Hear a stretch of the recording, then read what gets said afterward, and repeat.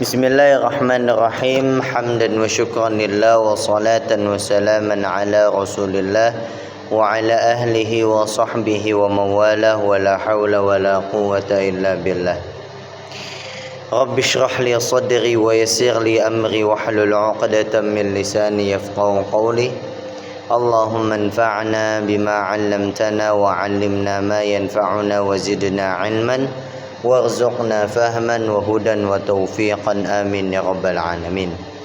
Ayuhal musyahidun al-kiram, para pemirsa dimanapun berada, Bapak dan Ibu sekalian, ayuhat tullab, kita berjumpa kembali alhamdulillah pada perjumpaan kali ini untuk melanjutkan pembelajaran kita.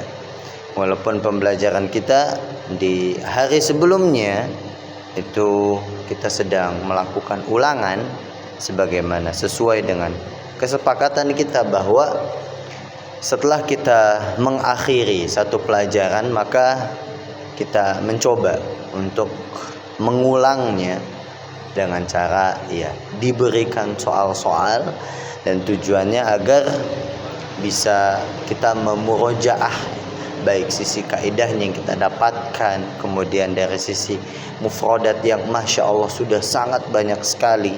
Kita sudah intahaina minad durus fi hadzal kitab, kita sudah menyelesaikan durus pelajaran-pelajaran dari buku ini, minad darsi al-awwal, dari pelajaran 1 ialah ad-dars as-samin sampai pelajaran ke-8. Itu dari sisi kaidah itu sudah banyak sekali, terlebih lagi dari sisi mufradatnya masya Allah. Jadi agak sangat disayangkan bila kita tidak mengulangnya, kita tidak memurojaahnya, itu sangat-sangat disayangkan. Oleh karenanya, baik, walaupun demikian insya Allah tayangan tetap ada, karena insya Allah ini menjadi bagian dari kebermanfaatannya yang harus kita manfaatkan, dan ini bagian dari nikmat yang Allah titipkan kepada kita, jalur nikmatnya untuk menempuh jalan talabul ilm. Nah, maka kita manfaatkan, walaupun ulangan tetap tayangannya ada. Untuk apa? Ya, balik lagi, tayangan ini untuk bisa membantu kita semua, memudahkan kita semua dalam mempelajari ad-din, pelajaran agama, bila khususnya ta'allamu al-lugha al-arabiyyah fa innaha min ad-din. Belajarlah bahasa Arab karena sesungguhnya bahasa Arab itu min ad-din, bagian dari agama. Memahami Al-Qur'an sebagai kitab induknya orang yang beriman dengan bahasa Arab. Al-lugha al-arabiyyah miftahul ulum. Bahasa Arab itu adalah kunci dari segala ilmu. Jadi jangan pernah berkecil hati walaupun kita bertahun-tahun belajar, kemudian ada bisikan-bisikan gitu, kok kayaknya nggak naik-naik apa yang aku dapatkan dari pelajaran bahasa Arab ini, kayak mentok di situ-situ aja. Ketahuilah ayuhal musyahidun al-kiram, bisa jadi itu adalah diantara cara setan untuk melemahkan semangat kita dalam belajar. Jadi setan emang paling gak suka ngelihat orang itu belajar agama. Nah, makanya kita mesti waspada nih kalau misalkan ada bisikan-bisikan seperti itu, atau sudah mulai pesimis dengan pembelajaran bahasa Arab kita, bangkitkan lagi, motivasi lagi. Karena kalau kita mau telaah lebih dalam, bukan yang bisa kita katakan nol banget kita dapatkan dari selama pembelajaran bahasa Arab. Ada banyak sekali kalau kita mau merenung. Bahkan di beberapa kesempatan kalau saya lagi memberikan soal, kemudian saya bertanya dengan bahasa Arab, itu kan Bapak Ibu bisa menjawabnya, bisa juga merangkainya secara perlahan, kalimat-kalimat dengan baik dan secara kaidah sudah sangat sahih. Itu adalah sebuah perkembangan, dan bersyukurlah atas itu. Lain syakartum lazidannakum, pasti akan Allah tambahkan, ya. Taib. Kita akan masuk pada kemarin kita belum habis banget sebenarnya. Jadi kemarin itu saya amanahkan kepada hadirin untuk membaca closingan dari pembelajaran di Ad-Dars As-Samin, pelajaran ke-8, itu di closingannya di halaman 46, At-Tamrin As-Sadis. Jadi latihan ke-6 ya, yang tinggal dibaca doang. Jadi saya amanahkan yang hadir kemarin untuk silahkan dibaca di rumah bagian yang terakhir ini, karena insya Allah di pekan depannya kita akan ujian atau ulangan ya, bertepatan sekali dengan malam 17-an gitu ya. Jadi kita memerdekakan diri ini dengan apa? Dengan memerdekakan akan hawa nafsu gitu ya. Hawa nafsu untuk nggak belajar bahasa Arab gitu ya. Taib. Khalas, fatahtum, sudah dibuka halaman 46 ya. Kita tinggal baca aja di sini, Bapak Ibu sekalian.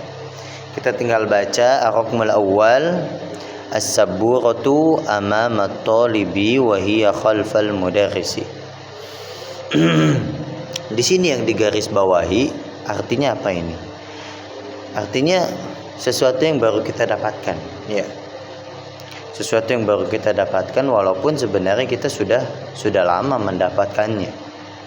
Jadi kita mendapatkan di sini ada amama dan khalfa sebagai huruf apa yang sudah pernah saya sampaikan, kama qultu lakum jami'an ayyuhal musyahidun al-kiram.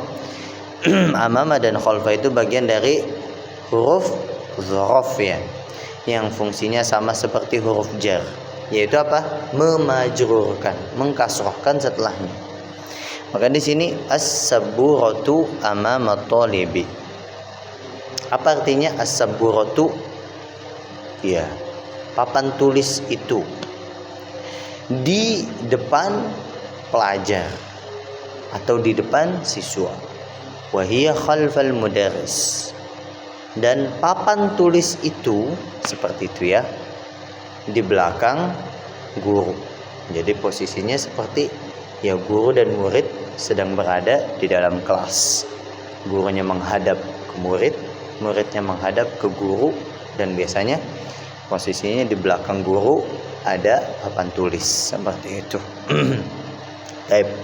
Jadi di sini yang digaris bawahi adalah huruf dzaraf yang fungsinya sama ya Bapak Ibu, yaitu untuk mengkasrohkan. Baik, kemudian ar-rukmus tsani, nomor kedua, aina sayyaratul mudarrisi hiya amamal madrasati. Aina, di mana, sayyaratul mudarrisi, ini kombinasi apa Bapak Ibu? Kombinasi mudhaf dan mudhaf ilaih. Ya. Artinya di manakah mobil Pak Guru? Mobil Pak Guru amamal mudarrisi, amamal madrasati, di depan sekolahan. Jadi amama artinya di depan, khalfa artinya di belakang. Ya. Jadi kalau misalkan biasanya anak-anak itu suka menadakannya. Aina di mana, amama di depan, wara'a di belakang, bijiwari di samping, fauqa ala di atas, tahta itu di bawah, hunaka di sini dan di sana, fauqa ala di atas, tahta itu di bawah, hunaka di sini dan di sana.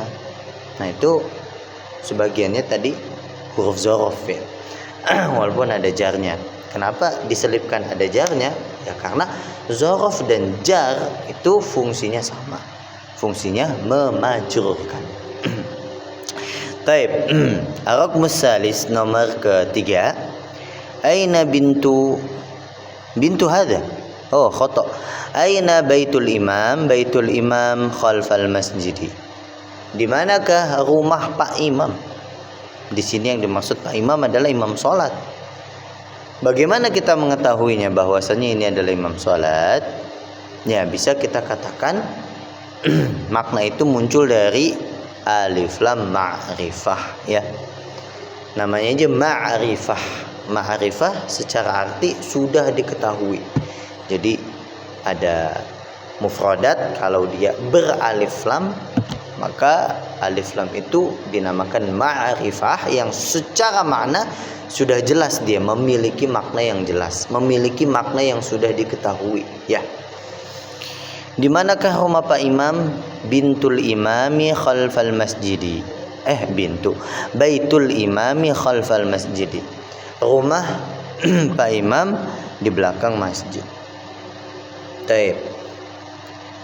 Di sini kita mendapati bacaan adanya mudhaf ilaih dan juga, iya betul sekali, mudhaf ilaih dan dzaraf, ya Bapak Ibu, mudhaf ilaih dan dzaraf secara kaidah.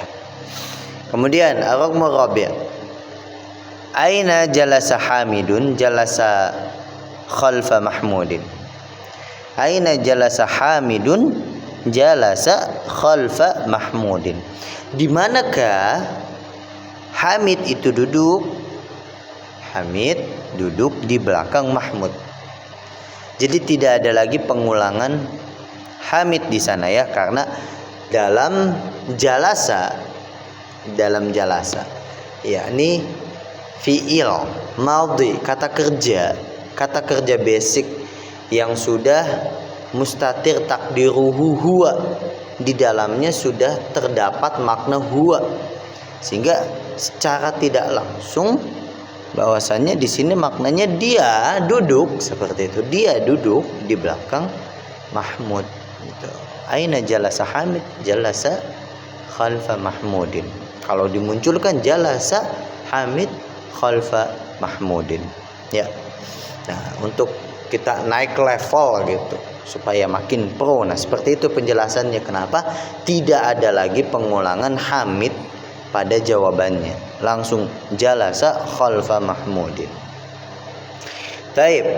Ar-raqmu al-khamis, nomor kelima. Dhahaba Ammarun ilal masjidi wa jalasa amama al-mihrabi. Barakallahu fikum. Udah gampang kan ya? Nomor 5 nggak usah diartiin lagi. Ammar pergi ke masjid dan duduk di depan mihrab, ya. Mihrab itu bagian dari masjid. Coba Bapak Ibu bisa ketik di kamus dia di Google Translate-nya, mihrab itu lebih tepatnya artinya apa, ya. Tapi alhamdulillah ini adalah bagian dari qiraah kita, ar-raqmu al-awwal sampai ar-raqmu al-khamis. Kemudian di sini di kotak terakhir ada al-kalimatul jadidah, yaitu adalah kosakata-kosakata baru yang terhimpun di dalamnya dari ad-dars as-samin, pelajaran ke-8. Kosakata terkesan sedikit, ya, tapi kenapa dari latihan tuh kayak banyak banget. Nah, kalau di latihan itu dia tidak bicara tentang kosakata barunya saja. Pada latihan itu dia mengkombinasikan dari mufradat sebelumnya, kemudian digabungkan juga dengan kaidah-kaidahnya, seperti itu. Dia terkesan kayak banyak banget kalau di latihan, tapi begitu dikerucutkan mufradatnya cuma ada berapa biji tuh? 1, 2, 3, 4, 8 doang. 8 kosakata aja, yaitu ada al-mustashfa, al-mania, inkaltara, Suria. Ini nama-nama negara, ya. Kemudian bawahnya as-sikin, kemudian Faransa, nama negara lagi itu. Amama, khalfa, itu kebanyakannya nama negara sama huruf zorof 2 sama isim ghairu akil 1. Ya, alhamdulillah. Yang sedikit kita syukuri, insyaallah akan bertambah. Tapi insyaallah Bapak Ibu sekalian, kita akan berjumpa kembali di al-liqa al-qadim insyaallah untuk membahas pembelajaran yang baru atau ad-dars al-jadid, ya, pelajaran yang baru, yaitu ad-darsu at-tasi' insyaallah taala. Tapi bila ada pertanyaan bisa ditulis dulu di kolom komentar supaya nggak lupa. Bila memang sudah faham mi'ah bil mi'ah, jayyid, mumtaz, alhamdulillah. Barakallahu fikum. Nakhtatim bilhamdalillah, alhamdulillahirabbil alamin. Subhanakallahumma wa bihamdika asyhadu an la ilaha illa anta astaghfiruka wa atubu ilaik. Assalamualaikum warahmatullahi wabarakatuh.